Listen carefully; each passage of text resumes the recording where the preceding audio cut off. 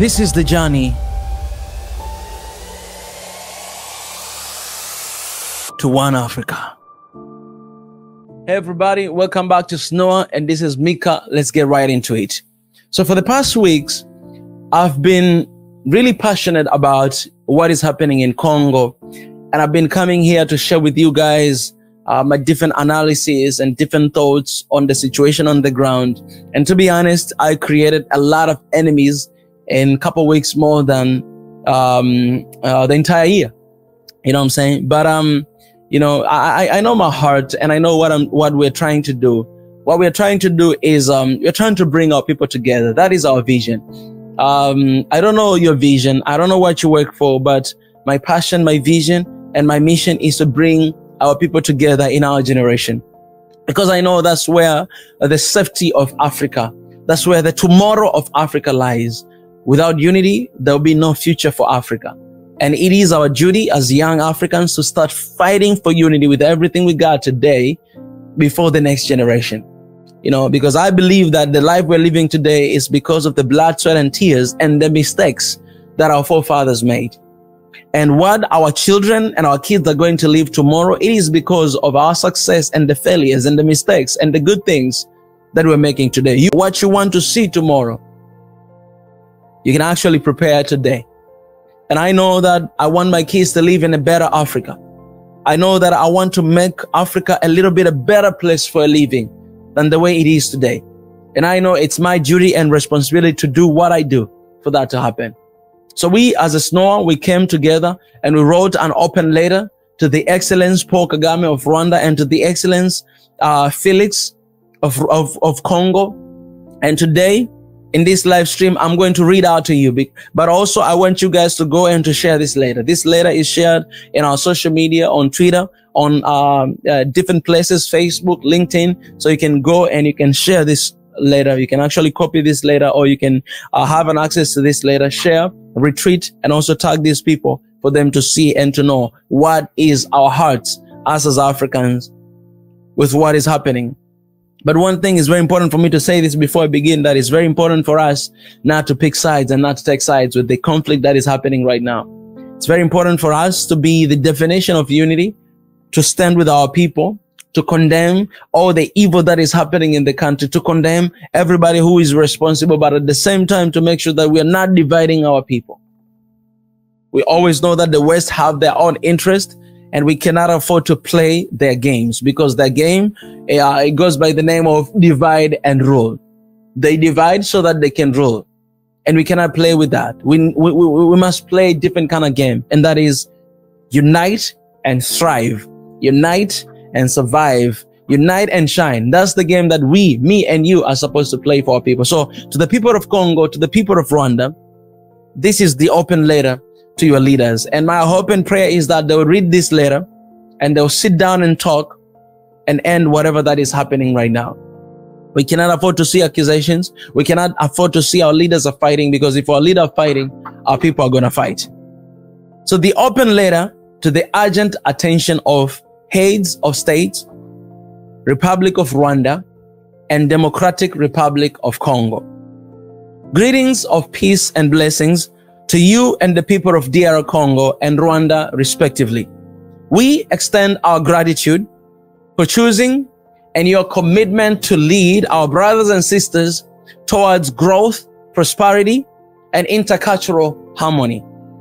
Your Excellencies, call to your administrations are recognizing the principles of peaceful coexistence, unity, and growth, which are key pillars to economic development for all of our African brothers and sisters in the East African, SADC communities, and Africa as a whole.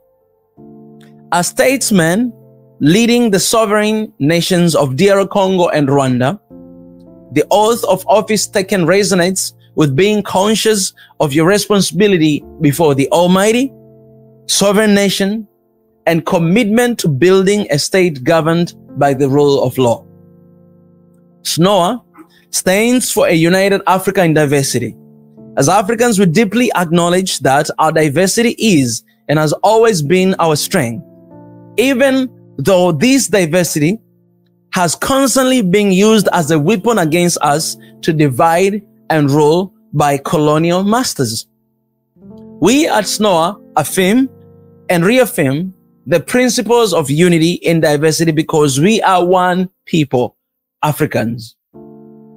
Africa has failed several times in the past because leaders and their constituents are sometimes driven to pick sides arising from disagreements. The long outstanding conflict in the Eastern DR Congo has been and remain a great concern to us at SNOA, the East and SADC region, and Africans as a whole. Possibilities and spillovers and the massive influx of refugees are being witnessed by neighboring countries and threatening the socio-economic progress of the region. Inclusive peace is vital to solving this rift permanently. Your Excellencies, we need unity.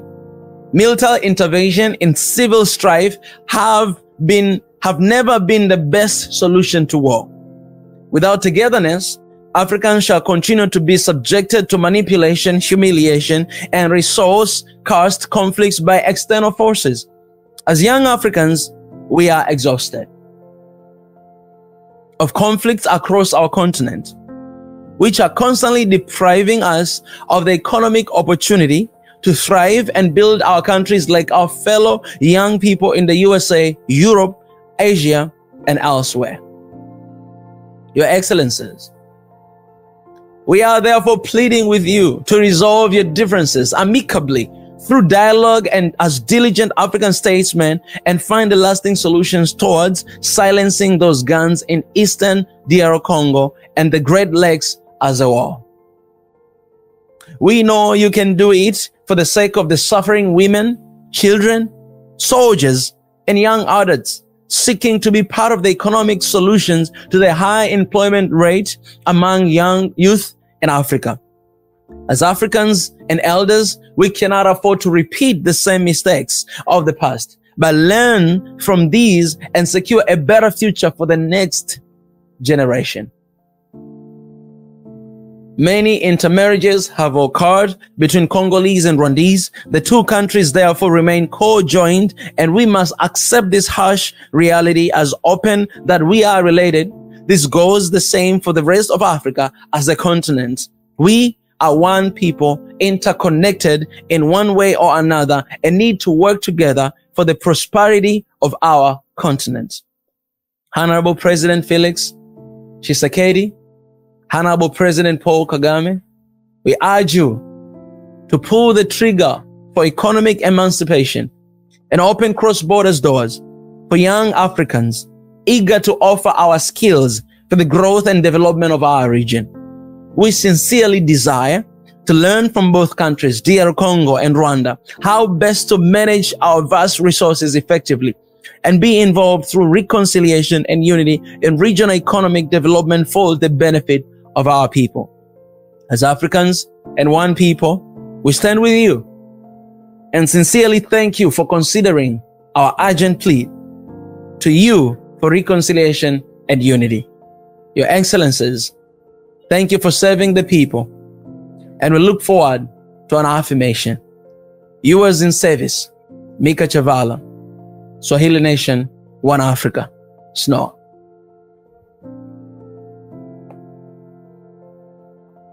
Guys, if you take a look at this open letter, you realize that we're trying to express our feelings and what we as Africans are going through, what women and children are going through. I was looking at since this war started in Congo, over 7.9 million of Congolese have been displaced, and over 6 million Congolese have been killed. And looking at the pictures and the videos, how these people are moving from one place to another region, you realize that you see a lot of women and children. Children that were in school studying, they no longer have schools. Women are taking care of the family, but now they're holding mattresses and all the big luggages and holding babies, trying to move, find a better life. Do you know how many people are dying during this exodus? A lot of them are dying.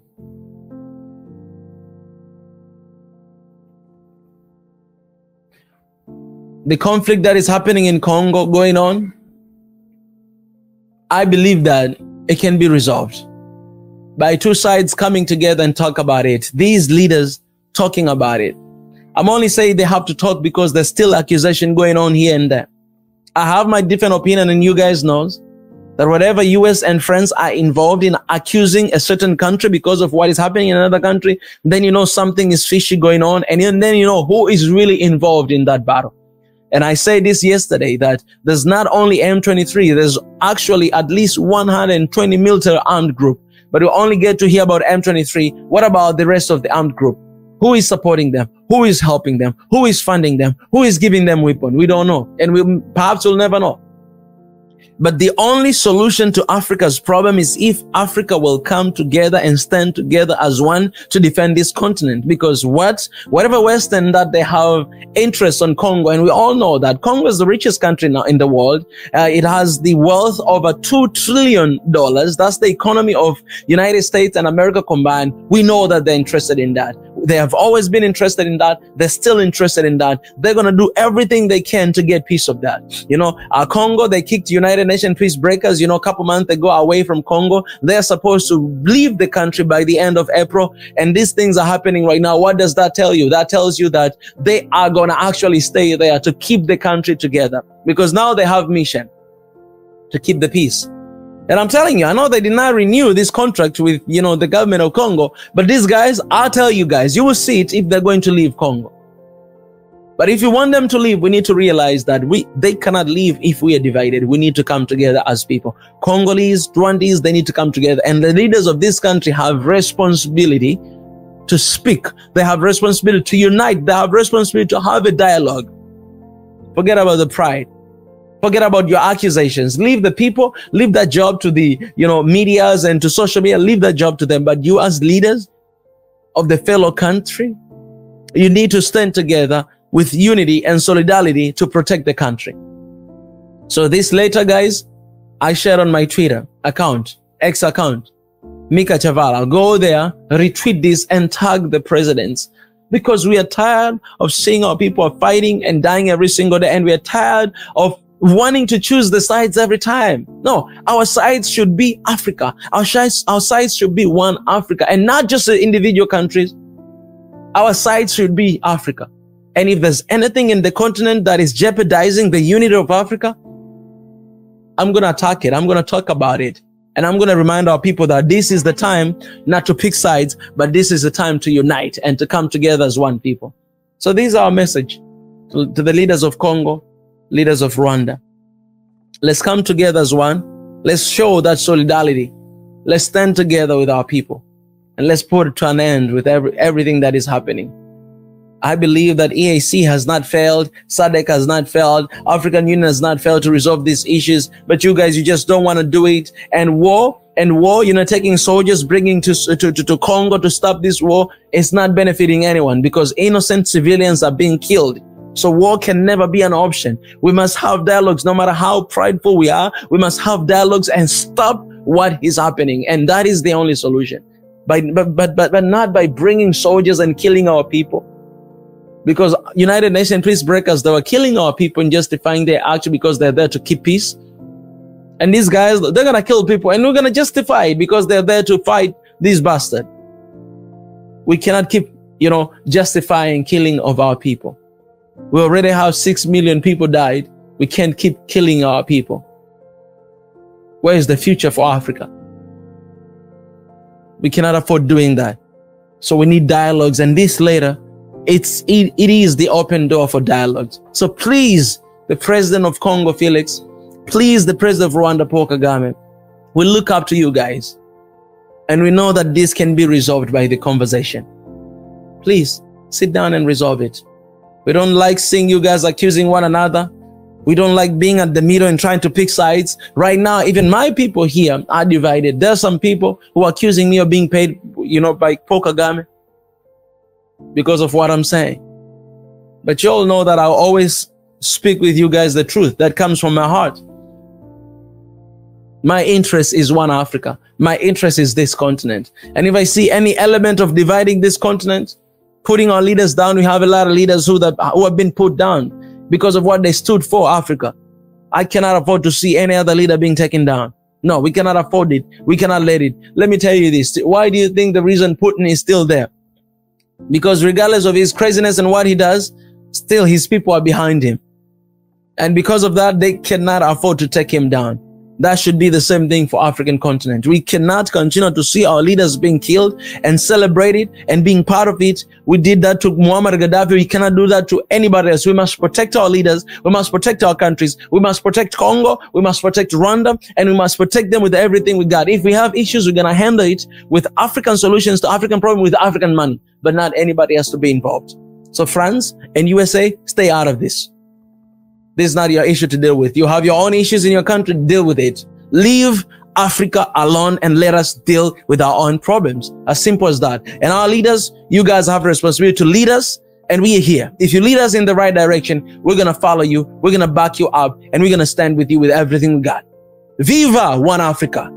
Hey guys, as you're watching this video, our vision is to reach 500,000 subscribers. Hit the subscribe button, join membership to support our channel, join Patreon and PayPal. All the links are in the description. Do that to stand with us for this beautiful cause of One Africa right now. We do not forget to sign up for the petition. The link is down below. Appreciate it. Thank you so much.